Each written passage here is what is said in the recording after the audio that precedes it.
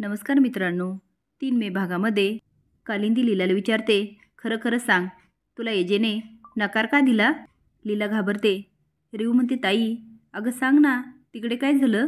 लीला म्हणते, मावशी आई, बाबा, रेऊ, तुम्हाला आठवतं ना, मेहंदीच्या कार्यक्रमात अचानक लाईट गेली होती तेव्हा ना बाबा, मला कसं तरी व्हायला लागलं आणि असं डोकं ना जड पडलं आणि मला ना अशी चक्कर आली. आता बाबा आणि रेवती घाबरतात. ती बाबा, मी जेव्हा शुद्धीवर आले ना, असे एका गोडाऊनमध्ये होते आणि बाबा तिथं गुंड होते. 1-2 नाही, 6-6 गुंड होते. रेऊ म्हणते, मग काय केलं तू? लीला म्हणते, मी विचारच करत होते, ह्या गुंडांना आता तोंड कसं देऊ? तेवढ्यात तिकडे एजे आले. रेऊ म्हणते, पण त्यांना कसं कळलं तू तिकडे येते? आता कालिंदी झटका मारते. लीला गोंधळते आणि रेऊला म्हणते, तू बस ना बस, मी सांगते. कालिंदी म्हणते, म्हणजे तिकडे एजे आले, त्यांनी तुला गुंडाच्या तावडीतून वाचवलं आणि तू वाचलीस. लीला म्हणते, छे मावशाई, आधी मी अडकले होते, ते आल्यानंतर आम्ही दोघं पण अडकलो. बाबा म्हणतात, मग काय झालं? आता लीला गोंधळते आणि म्हणते, मला ना लीलागिरी सुचली. मी एजंटला पकडलं आणि आम्ही पळून गेलो. रेऊ म्हणते, नशीब तुम्ही पळून गेले म्हणून वाचले. कालिंदी म्हणते, म्हणजे तुम्ही मेहंदीसाठी तसेच हॉलवर पोचले, राईट? लीला म्हणते, मावशाई, आम्ही पळून गेलो खरं, पण मला काय पळकुटेपणा सहन होत नव्हता. शेवटी मी तुझीच मुलगी आहे ना. आता कालिंदी रागात बघत असते. लीला घाबरते आणि रेऊकडे जाते. आता मात्र लीला खूप मोठ्या मोठ्या बाता मारते. मी पुन्हा आतमध्ये गेले, एक काठी घेतली आणि गुंडांना खूप मारलं. आता कसं कसं मारलं हे लीला सांगत असते. कालिंदी म्हणते, म्हणजे एजेला तू वाचवलं? लीला म्हणते, हो. कालिंदी म्हणते, मग लग्न कसं मोडलं?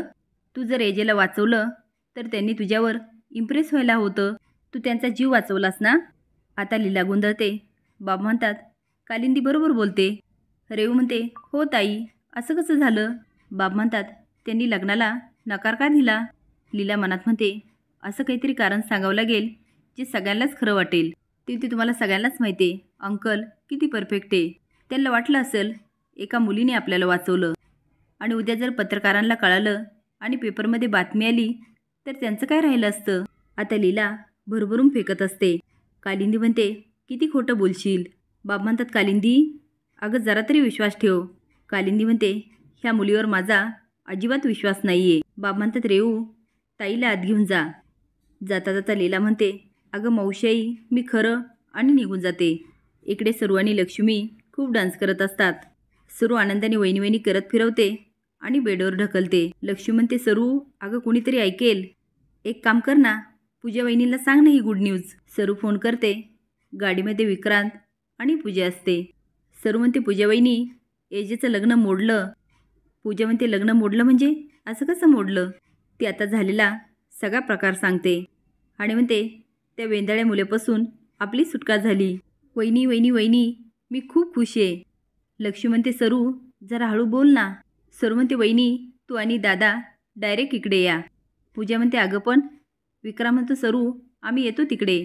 पूजा फोन बंद करू म्हणते, विक्रांत ते कसं वाटेल? विक्रांत म्हणतो, अगं जे व्हायचं होतं ते होऊन गेलं. पूजा म्हणते, हे बरं झालं. जी सरूची आवडती ना तीच घरात सासू म्हणून येणार आणि ज्या घरामध्ये सासू सुनेचं जमतं ना ते घर नेहमी आनंदात असतं. विक्रांत मनात म्हणतो, एजेने हिरोगिरी तर केली, पण शेवटी माझ्या मनासारखंच झालं. एजे आणि लीलाचं लग्न मोडलं. घरी कालिंदी डोक्याला हात लावून बसलेली असते. काही बायका तिच्या शेजारी असतात आणि म्हणतात, काय गं कालिंदी, काय झालं? काल तर किती आनंदात होती. दुसरी म्हणते, लीलाचं लग्न एजेशी झालं असतं ना तर रेवतीचं लग्न पण अगदी थाटामाटात झालं असतं. पैसा, दागिने, गाडी सगळं काही गेलं बाई. एक बाई म्हणते, एवढं काय, अब्रू पण गेली. कालिंदी, लीला अशी कशी पळाली गं? हे सगळं लीला ऐकते आणि म्हणते, काकू तुम्ही मावशीच्या मैत्रिणी आहेत ना? ती एवढी तोंड पाडून बसली, तिला समजायचं सोडून काड्या कसल्या घालतायत? कालिंदी म्हणते, ए चूप, काय गं, त्यांना उलट बोलते. आता कालिंदीचा भयंकर संताप होतो.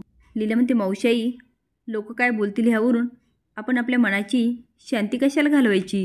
लीला हात जोडून म्हणते, हो गं माझी गुरुमाई, तुझंच ऐकायचं राहिलं, या आणि ऐकायचं. तेवढ्यात बाबा येतात आणि म्हणतात, अगदी बरोबर बोलते लीला. जेव्हा एजीशी लग्न ठरवलं तेव्हा ह्याच बायका तुला नाव ठेवत होत्या ना, लीलाचं लग्न पैशासाठी लावून देते म्हणून. कालिंदी म्हणते, असं वाटत होतं कमीत कमी ह्या घरामध्ये 4 सुखाचे दिवस येतील, पण नाही, सुख बघवतं कुठं तुझ्याच्याने, दळभद्री मेली. कालिंदी निघून जाते. लीला म्हणते, बाबा मला पुन्हा संधी मिळाली, तुम्हाला आवडेल ना मी ॲक्ट्रेस झालेली. बाबा म्हणतात, हो अगं मला पण वाटतं ना माझ्या मुलीने असं मोठं व्हावं.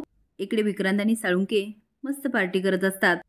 विक्रांत म्हणतो, साळुंके फायनली आपला प्लॅन सक्सेसफुल झाला. साळुंके म्हणतो, करेक्ट, लीला माझी नाही तर कुणाचीच नाही. विक्रांत पीत म्हणतो, साळुंके तू चुकतोय, लीला तुझीच आहे आणि तुझीच झाली पाहिजे. साळुंके म्हणतो, त्या बाईने एवढा नालायकपणा केला आणि परत तिच्याकडेच जायचं तिच्या मुलीचा हात मागायला. विक्रांत म्हणतो, नाही, त्या नालायक बाईकडं तुझे पैसे मागायचे, तिने तुझ्या पायावर नाक घासलं पाहिजे आणि तुझी माफी मागितली पाहिजे, तिने गयावया केली पाहिजे. साळुंके प्लीज माझ्या मुलीशी लग्न करा आणि माझं कर्ज माफ करा. कालिंदीची ॲक्टिंग केल्यानंतर दोघं पण हसायला लागतात. साळुंके म्हणतो, तुम्ही सांगता ना तर जातो तिच्याकडे. आता साळुंके दुसऱ्या दिवशी कालिंदीकडे जातो आणि बाहेर म्हणत असतो, ततर ततर ततर वाजायला ताशा, आणि तो खरंच ताशा घेऊन येतो. ते लोक जोरदारात वाजवत असतात. त्याच्या आवाजाने सगळेच बाहेर येतात. साळुंके म्हणतो, नमस्कार आदरणीय सासरी बुवा. नमस्कार आदरणीय सासूबाई. आता एजीशी ठरलेलं लग्न मोडलेलं आहे. ज्याच्या जीवावर तुम्ही उड्या मारत होता त्याने तुमच्याकडं पाठ फिरवली आहे. आता साळुंके बरंच काही बोलतो, पाय पुढे करतो आणि विक्रांतने सांगितल्याप्रमाणे नाक घासायला सांगतो. बाबा म्हणतात, हे अति होतंय. कालिंदी म्हणते, तुम्ही थांबा हो, मी आहे. ती आता खाली वाकायला लागते. तेवढ्यात लीला म्हणते, थांब मावशी आई.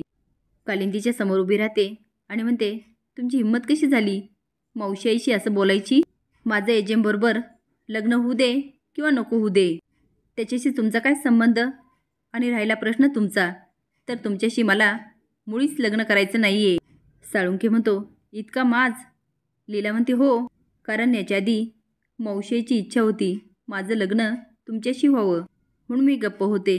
साळुंके म्हणतो, ज्या बाईने कर्ज होतं म्हणून तुझं लग्न ठरवलं, तिच्यासाठी तू गप्प राहिली, कमालच आहे. लीला म्हणते, माझ्या मावशी आईचं आणि माझं जे नातं आहे ना ते आम्हालाच माहिती आहे. आता बरंच काही बोलते म्हणते, आमची फॅमिली एक टीम आहे. आता बरंच काही बोलून म्हणते, यापुढे हप्ता चुकला तरच बोलायचं. साळुंके म्हणतो, आणि हे पैसे येणार कुठून आहे म्हणे? लीला म्हणते, त्याच्याशी तुम्हाला काय करायचं? त्याच्या पुढे पुढे जाते आणि साळुंके मागे मागे जात असतो. आता रेऊ पण लीलाबरोबर बोलत असते. आता दोघींचा अवतार बघून साळुंके घाबरतो. असेच नवीन अपडेट जाण्यासाठी लाईक आणि सबस्क्राईब करा. धन्यवाद.